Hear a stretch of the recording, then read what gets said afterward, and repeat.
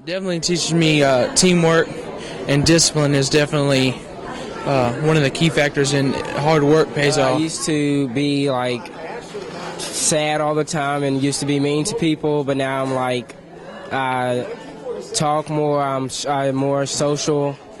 Well, we'd like to welcome you to the pizza luncheon. I know everybody's a little excited to get and enjoy some pizza. That is the luncheon provided by the Bossier Sheriffs for the Bossier Sheriffs Young Marines by the Allen West Foundation. We are extremely honored and privileged.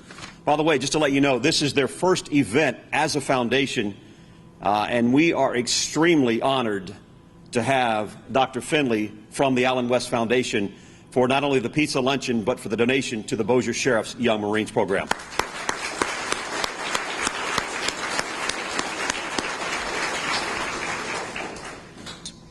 Thank you for this food, and may this food go for the nourishment of our bodies, and may our bodies be used for Christ's work.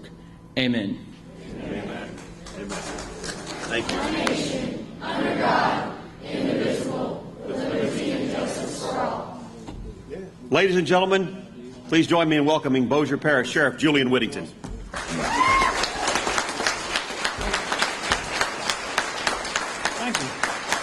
Thank you so much. Thank you for being here, and our young Marines and former Marines and the whole staff and parents and supporters, thank you for being here for this program. You know, it's sad. I'll just say it is sad that to do what we just did up here a few moments ago with an opening prayer and pledging allegiance and mentioning God is somehow now suddenly offensive and prohibited, and all the other kind of adjectives you want to attach to it is just so ridiculous. It's hard to believe we're even here today talking about it. But we've decided here in Bossier that I certainly didn't condone or promote or feel that these were offending anyone, and I knew the people in Bossier Parish would feel the same way I did. So we made a decision. We're going to do it the way it needs to be done. This is one of the best programs they've ever had. 88%.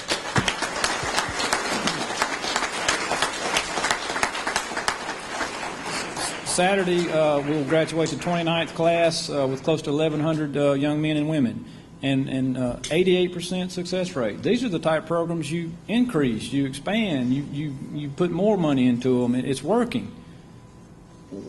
Defunding, I mean, it's so ludicrous, silly, ridiculous. It just makes you do interviews, and I tell them the whole story, and at the end of it, the reporter, the person will say, "What else? What? That's it." I just told you the whole thing, and I mean they just look at you like they can't believe it either. But we're sticking with our guns here. I don't know where it's going to end. Just to give you an update, so far nothing's happened. We're kind of in a stalemate here. We're going to see what happens. I frankly never dreamed that this would go as long as it has. I thought surely somebody in this whole chain of people between here and Baton Rouge and Washington, at some point, someone would intervene and say, "This is ridiculous. Let's get this fixed." But I think probably the problem is deeper than certainly I envisioned. The Department of Justice is locked in, and so have I. And so we'll see what happens next. But it makes you the decision that when I made a decision to do what I did, that you would support it, and that people just like the Allen West Foundation and others, we've raised, as you may or may not know, about $30,000 is what we would lose from the funding. We've already had that many in donations. That much in donations. I've had churches call and say, "How much more do you need? We'll be there before noon."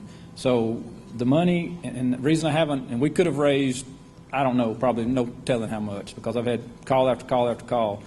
But I didn't want to get focused over on raising money and donations, although that is important, and we're very appreciative of the donation.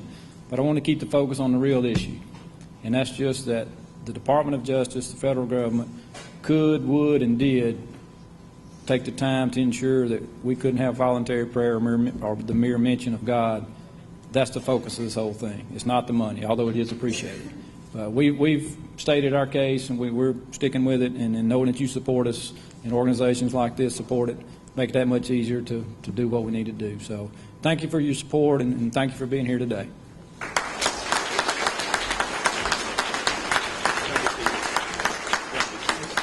Essentially, our mission is to encourage, inspire, inform, educate those folks who want to become conservative leaders, minorities, women, ex-military, former military, You know, that's the focus that Colonel West found for this foundation when he thought up the idea back in January. You know, Alan was a second lieutenant, 22 years of service of his country, and he was the kind of fellow that he really, you know, didn't want to end his service to the country.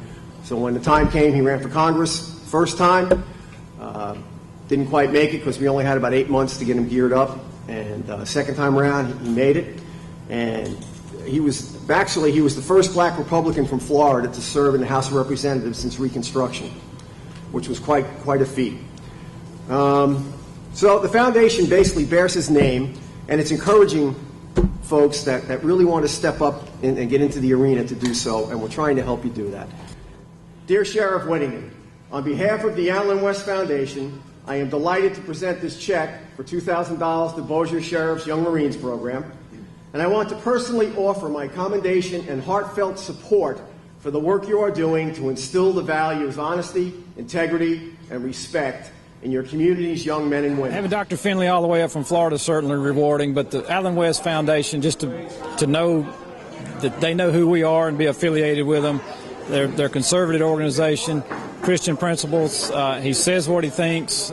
He's just a great person in the organization to be affiliated with. It is really pleasing to us. The donation was appreciated as well. So he was very interested in supporting this from the aspect that freedom of speech, the mention of God, it's something that it's near and dear to this country, and it's what makes this country the country that it is. And so we contacted the sheriff, we contacted some of the other folks in the Young Marine program and found out some details. And the colonel said, get out there and say hello. And that's how we eventually got out here. You get to see the kids and this obligation, they say, and you get to see their demeanor here today. How does it make you feel to see the youth right here in Bossier Parish and the prospect we have for our future? It's incredible. The young people are absolutely, in Bossier Parish, on the right track to becoming the next generation of leaders for this country.